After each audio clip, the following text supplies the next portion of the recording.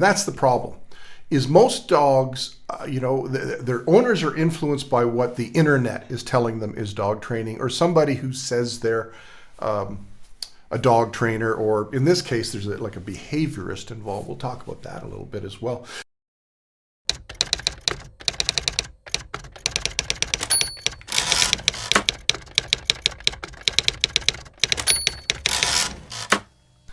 This letter is from Haley she's from the United Kingdom here.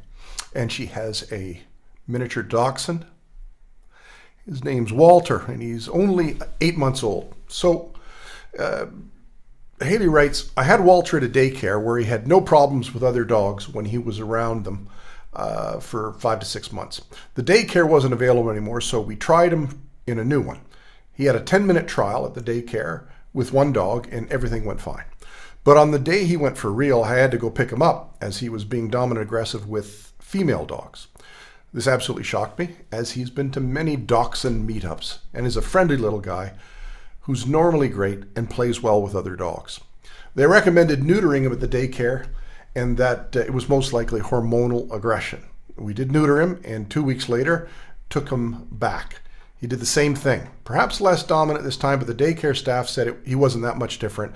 But the hormones were probably still there in his system, because it can take as much as 6 weeks for the hormones to leave, and it had only been 2 weeks. They recommended a behaviorist, and we phoned her up, and she also said about 6 weeks before the hormones are out of the system.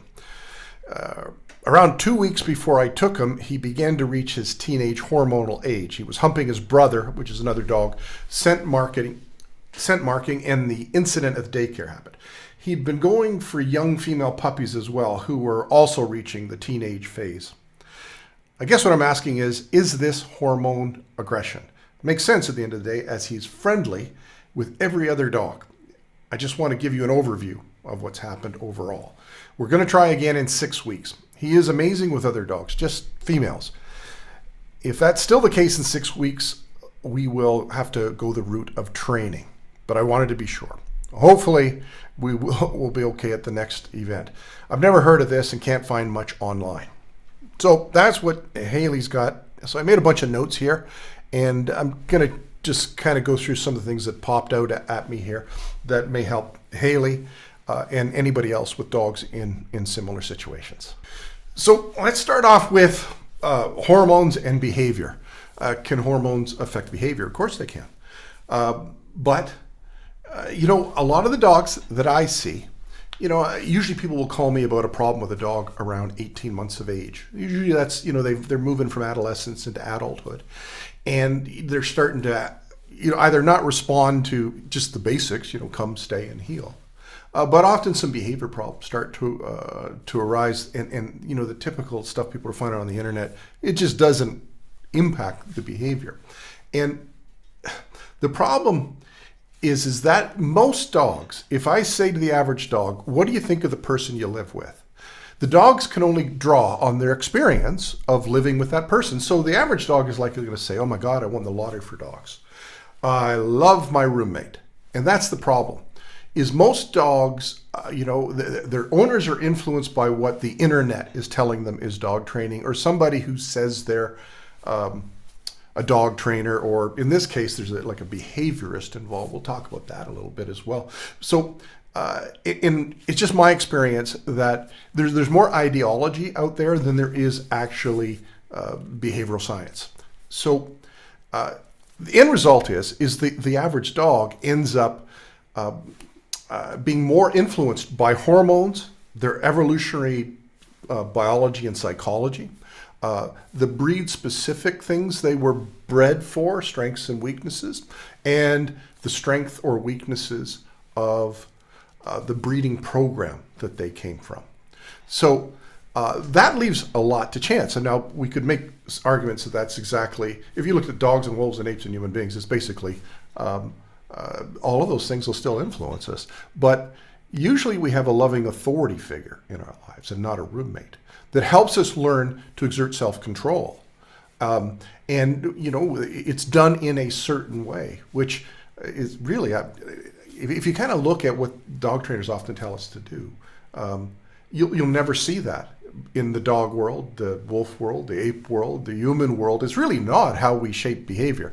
So my guess here is, and I find it's interesting that everybody jumped onto the hormones here, the daycare and the behaviorist.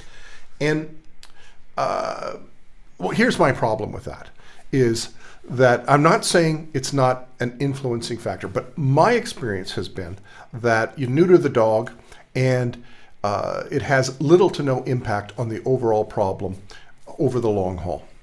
And here's the analogy that I use with my my clients.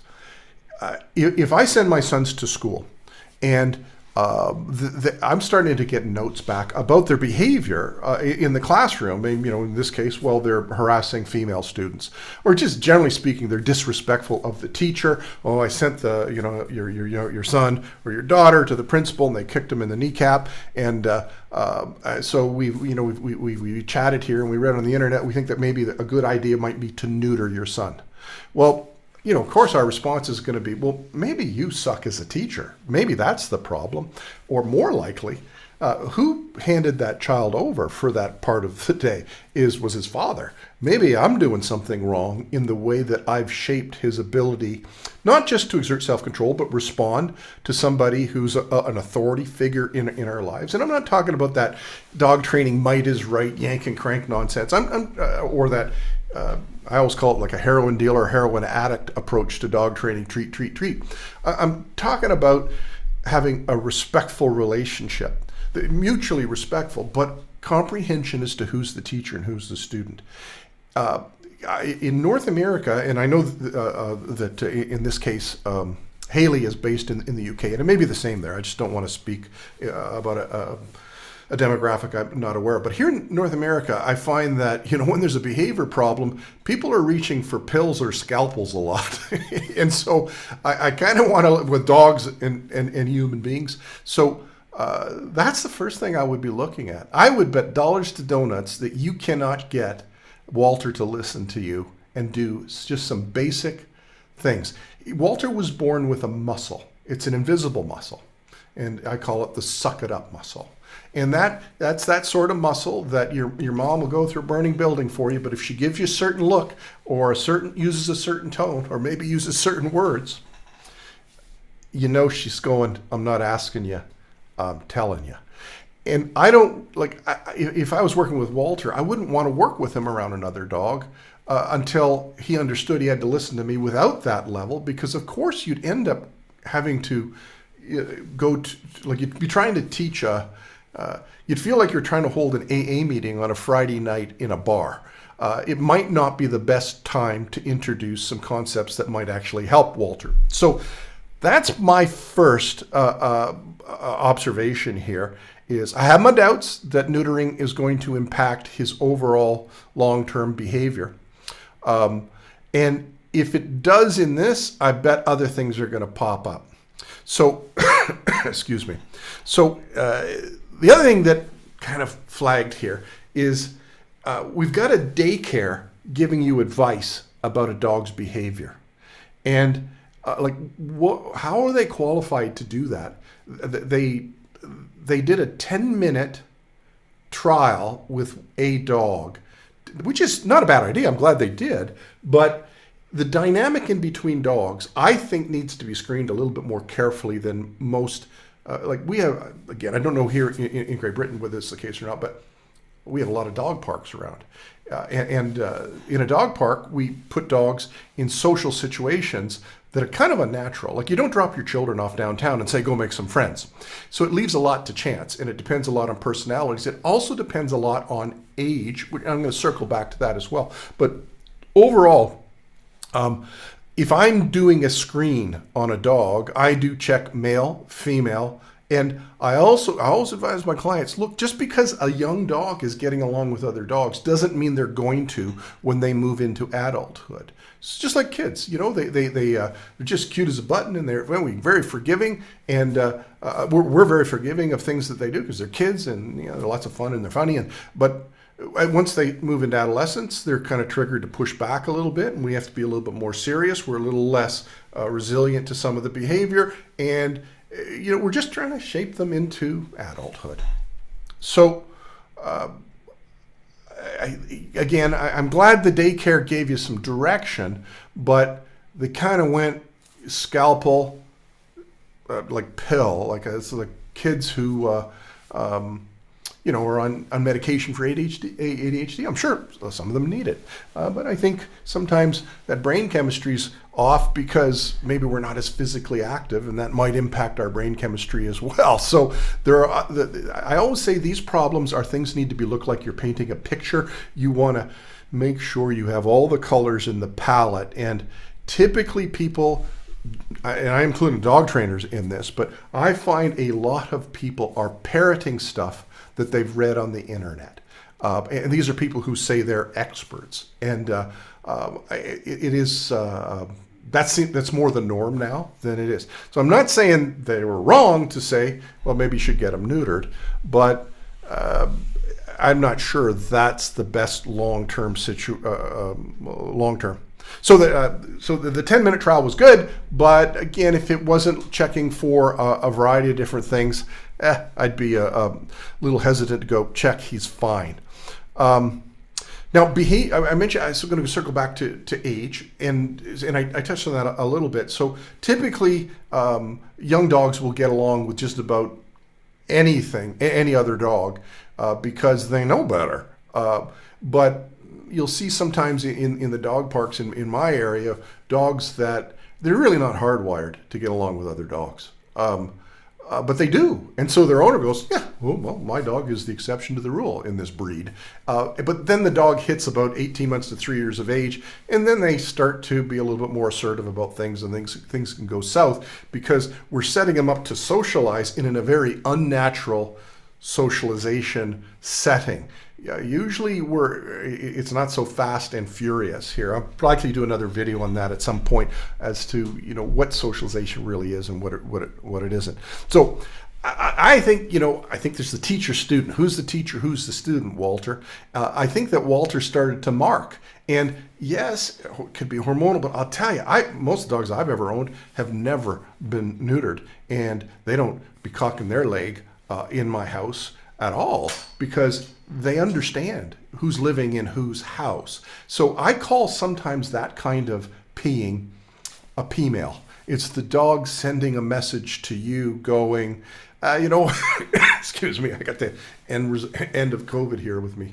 So, it's just the dog sending a message. Look, I've been I can catch the rabbits the best. You should be listening to me. And you kind of think, you know what? I probably win maybe 2 out of 10 every day with this dog. But I'm still telling the dog what to do when it frustrates me a little bit. And then the dog starts to push back a little bit. So I think there's a lot of little hints that this is more of a training than a hormonal issue. I'm not saying you shouldn't have neutered him, but he needs to know who's living in whose house. Certainly, if you're going to be teaching him how to behave around female dogs, then he needs to hear your voice and go, she's talking to me. And it's not that you have to go over the top. It's not like a might is right approach, but it's that sort of thing where you catch one of your kids' eyes and they look at you and they go, but there's a foundation that was built between that mother or father and that child, but that is usually missing with dogs, and this is why they develop issues like this. Behaviorist. This was another flag for me. Now, and you may have just used the term on your own, but I see this all the time. I worked with a behaviorist. I was referred to a behaviorist. You probably haven't. You probably talked to somebody who called themselves a behaviorist. Almost every title dog trainers give themselves is made up. They're dog trainers. It is a behaviorist is one of the few legitimate titles, but again, maybe this is who you talk to. But again, in North America, a behaviorist is somebody with a postgraduate education where they've got a master's or a PhD in a behavioral science or a DVM, like a veterinarian degree with a behavioral residency. There are not very many of those in North America. So I don't know how many are there. Chances you latched onto one who just fielded your questions on the phone, slim to none.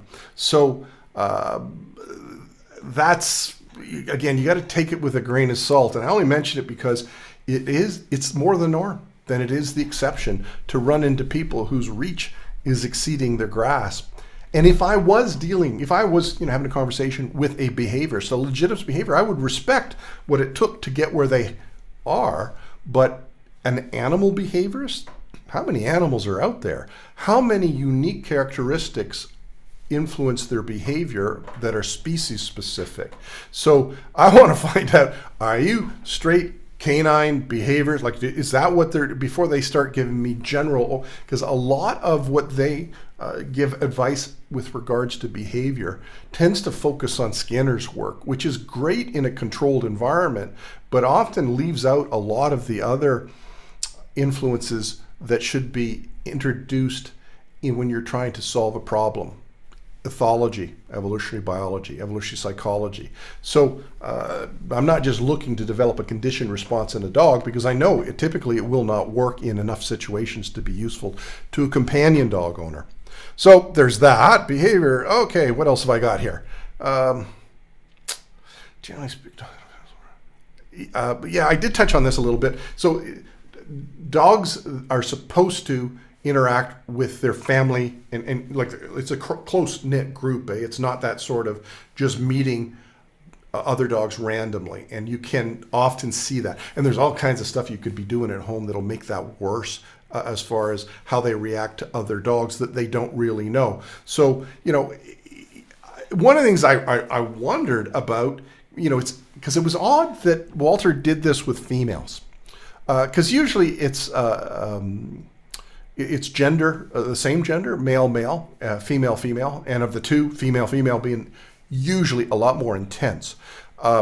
So it did surprise me a little bit that he's zeroed in that, and it's possible there's some sort of hormonal sexual maturing here that's influenced behavior. What I think is more likely is he has had an interaction with an adult female who cleaned his clock for being a dork, and he zeroed in on gender, and so he's got a little chip on his shoulder when he meets adult females, and he could be a little bit, I'll get her before she gets me. And whereas, maybe like most female dogs, when you get a male and a female dog, if you give them time to work stuff out over time, the female dog will teach the male dog, regardless of size, look, you want a happy life, you need a happy wife. And so you start, and they just tend to work things out, and they do get along. But again, if it's just a random meeting rather than a proper introduction over time, things can go south and dogs can make connections. And if you want to change that, where he starts to understand, look, it's not females, it was you.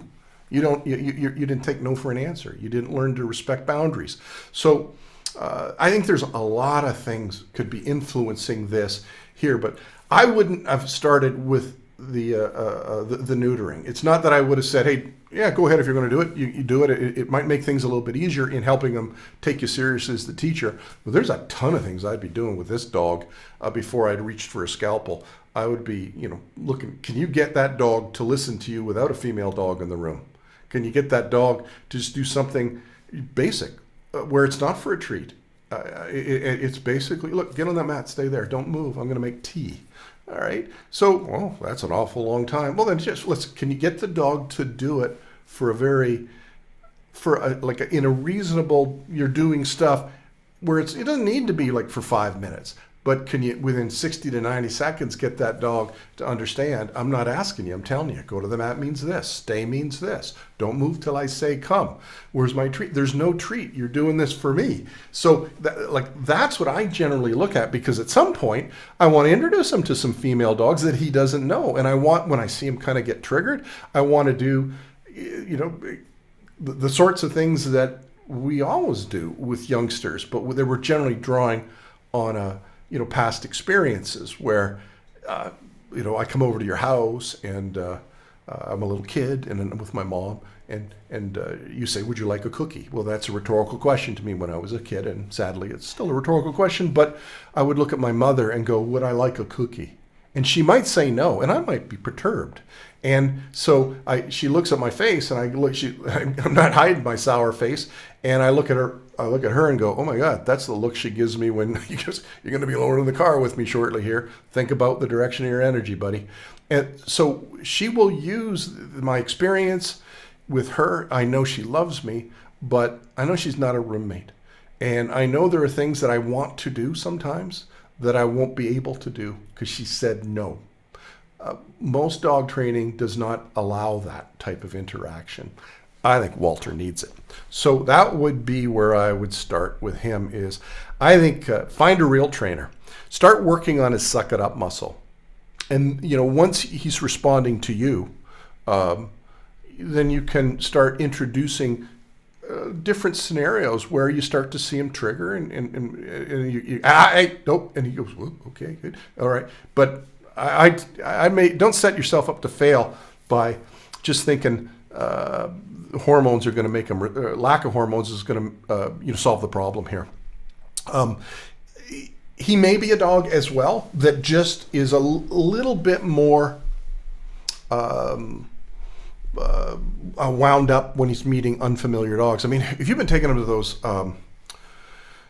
what do you call them, those meetups, I guess, for Dachshunds, and he's going to daycare, basically we end up with dogs that just lose their minds in those situations. And again, it just turns into a conditioned response. It's like Pavlovian. Spot a dog, lose their mind. And if the other dog's going, what the heck? I don't know they don't know what to do with it. So there's some dogs that if I'm inevitably going to have a long-term relationship with somebody else who has a dog and their dogs are going to interact, there's a process that I generally do to make that introduction. But typically, I don't dump my dog in situations where on the street they meet a random dog and go, yeah, let him play. I don't know how the other dog's going to behave. So I think here, I'll call recommendations here. I'm going to recommend an article here about questions people should ask dog trainers before they hire them, particularly if they're giving themselves little titles here, because basically, we're just dog trainers. It's a pretty unregulated industry. There's a few associations and organizations that have started that they're inventing titles, but where they get their qualifications. So it's an unregulated industry. Yeah, you have to do your shopping if you're going to find the right trainer to help yourself here, to help you in Walter here. So hopefully you found that helpful. And you, Haley, and I'm hoping that anybody else who's run into situations similar to this find that helpful as well. If you find that any of the many free resources I provide companion dog owners via the Ask the Dog Guy YouTube channel or website have informed you, saved you time, and perhaps even saved you a little money, please buy me a coffee. Alternatively, you can also become a monthly sponsor, which will go a long way to spreading the word about science and common sense in the companion dog training world. You can find details in the notes. Many thanks.